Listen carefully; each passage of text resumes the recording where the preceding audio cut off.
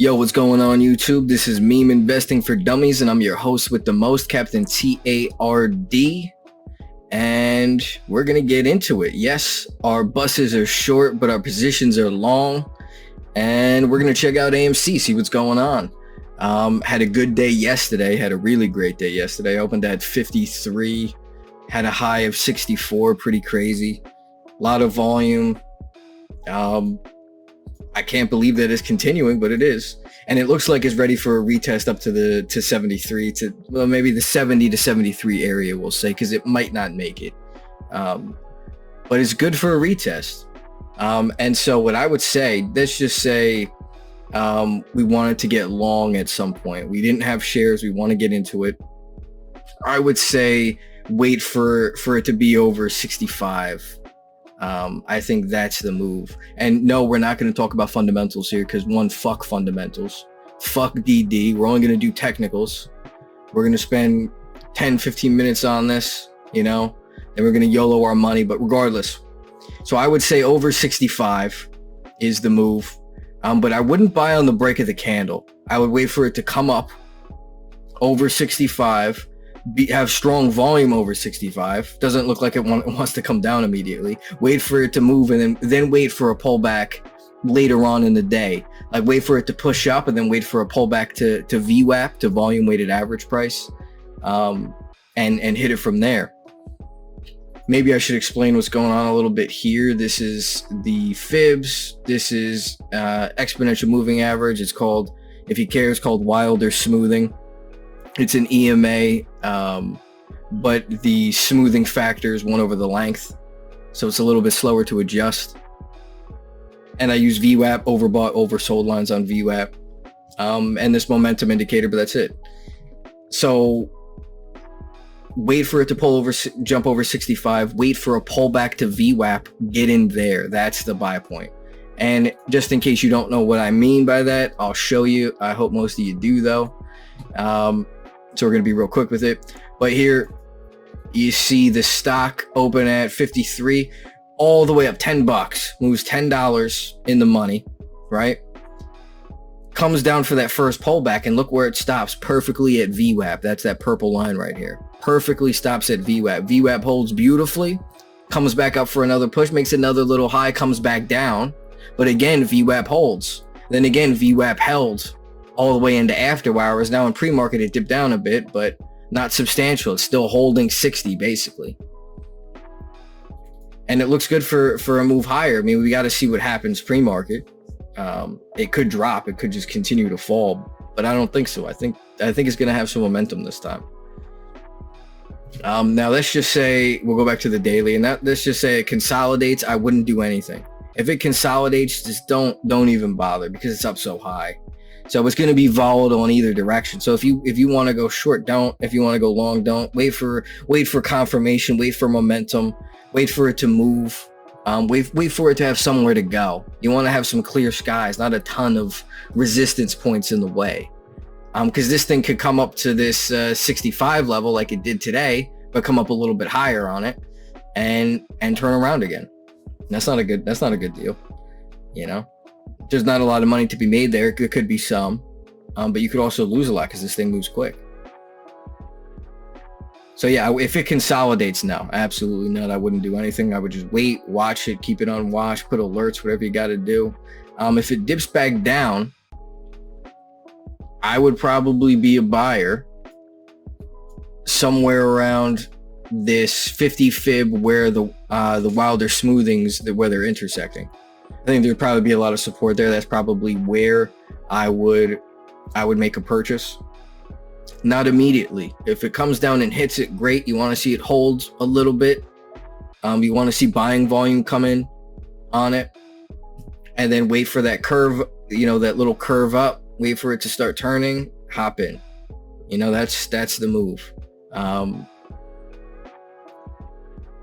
Yeah, and for sell points, I would say you want to hop out at these resistance points. Say it did come down here and then it curls up. Maybe you'd want to hop out at the 60. Maybe that's a possibility.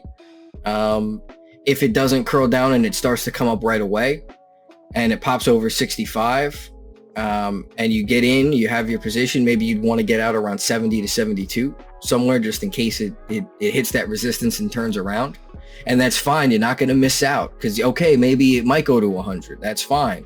But it hits 70, 60, you hit 72, 71, 72, hop out, at least with 75% of your position. Hold on to it. If it continues higher, wait for a push up past it, wait for it to confirm, then wait for that pullback to VWAP. And then once it pulls back to VWAP, that's when you hop in with shares again. And yeah, you missed a little bit, but you left a little bit of money on the table, but you took off a lot of risk at the same time. And that's the move. You want to keep the money that you just made in your pocket, take off some of the risk, and still capitalize on some of those, the larger proportion of the move. We're only talking about probably a couple dollars that you're going to be missing. And maybe on the move up to 100, I mean, it's pennies on the dollar at that point. So, and you're alleviating a lot of risk for yourself, especially if you're one of the people that doesn't like to sell. We're not diamond hands over here. It's strictly paper hands. I'm sorry to say, but we're paper hands because I like paper in my hands. Diamond hands don't get you nowhere. Have you ever been to a Cash for Gold? No, you haven't? Well, let me tell you what happens at a Cash for Gold. You bring a ring. It's platinum. It's got diamonds in it. It's worth 10K. It's worth 10K. The motherfucker, the back of the desk will look you dead in the eyes and tell you it's platinum, not gold. Can't do anything with it. And and he can't do anything with the diamonds. He only needs the gold. And so he'll give you $30 for it. And that's what the market's like. The market's like a fucking Cash for Gold, and it will fuck you. It just will. Unlubed. It's rough, dude. It ain't gentle. It ain't nice. And so you got to be careful. Diamond hands, it just never made sense to me. And anyways, people who are diamond handed are probably diamond handed down here somewhere, maybe even up at 72s, but they're probably, it's the move's been happening so many days, and even months back, really, even down here, we've probably, how many people have we had diamond handed since here? Probably a lot. And they still held. I mean, if they held options contracts, they probably got fucked, but because everybody buys close. But there's a lot of diamond hands up here, and that's probably not happening anymore. Especially, we did 300 million shares yesterday. That's people cycling. They buy at a dip, it goes up, they sell. Buy at a dip, it goes up, it sells, and that's important because if you're all diamond handed, you run out of money to buy the dips. You don't have an infinite bank account. And so you want to take your position. You can't buy every dip, right? Unless you cycle out, you don't want these giant candles going upwards. It doesn't matter, because if you have a giant candle going up, the next candle is going to be coming down real big. You want these steadier, like some of these down here, right? See, they're large candles still, but they're not crazy, right?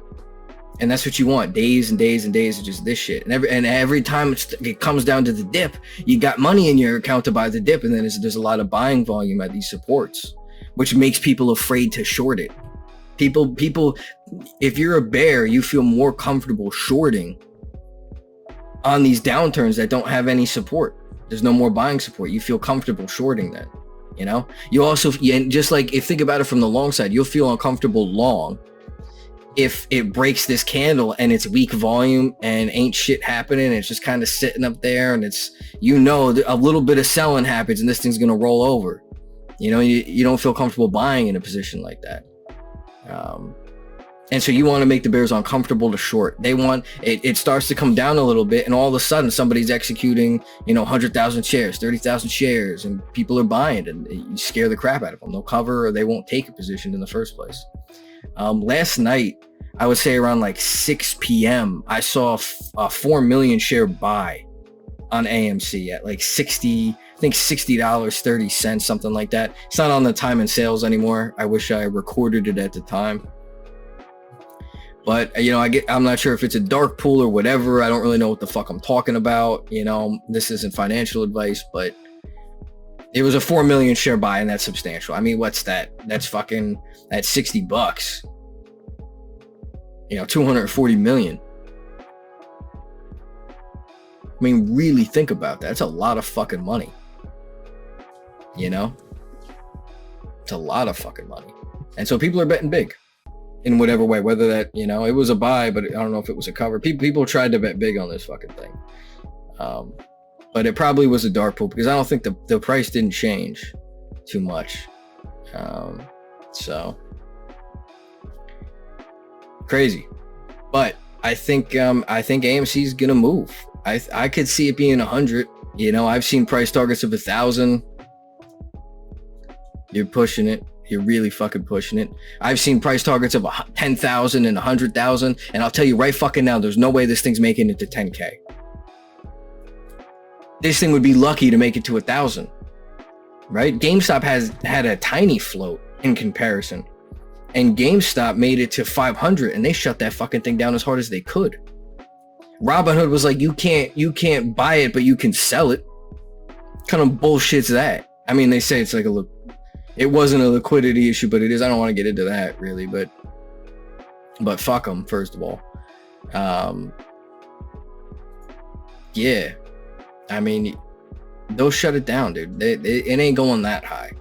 You're gonna have to sell sometime. This isn't an infinite money generator. This is actually an infinite account crusher, because like 90% of people that do this lose fucking money. And diamond handing and that whole cultural thing, that meme, is going to increase that number probably pretty substantially, I would imagine. Yeah, no diamond hands. Sell at reasonable points, sell at resistances and shit, you know, just actually try to make money. And you know, let me talk about the channel a bit. That's the point of this channel. That's what I'm going to try to do. So I'm going to show you how I do it. You know, I'm studying quantitative economics and econometrics. I'm not a finance guy, but I know a little bit. You know, I made a little bit of money, and so I'm going to show you what I do. I'm going to show you what I think works, and I'm not going to sell nothing. There's no course, there's no chat room, there's no anything. I'm going to do everything. All the information is going to be here. I might do, you know, I'm going to try to run ads. Probably I'm going to do some affiliate, you know, on the bottom, you know, in the description. I'm going to maybe do a Patreon for people that like make money from watching me and want me to keep making videos. But there's going to be no extra content there. It's just going to be, everything's going to be here. And so look, if you like this video, I got more coming out today. I'm probably going to record more just right after this. I'm going to do Wish. Wish, maybe CLNE. I think, yeah, CLNE had some news. I think the CEO talked about Wall Street bets. So that's going to be interesting. So I'll talk about a couple stocks, a couple other meme stocks, maybe some other stocks that I like JP Morgan right now. I could be very wrong about that, but yeah, so I'll make a few more videos. I'll talk about what's going on. I know that AMC is real expensive. So maybe a lot of you guys can't even get in to AMC in any reasonable way. And so we'll talk about that, maybe Workhorse. But yeah, if you're interested, like, subscribe, you know, talk about what I could do differently, what you'd want to see in the comments. That'd be dope. Interacting with the channel in any way would be sick. And thank you guys for watching. Again, I am your host, Captain TARD. And yeah, thanks for watching, guys. Peace.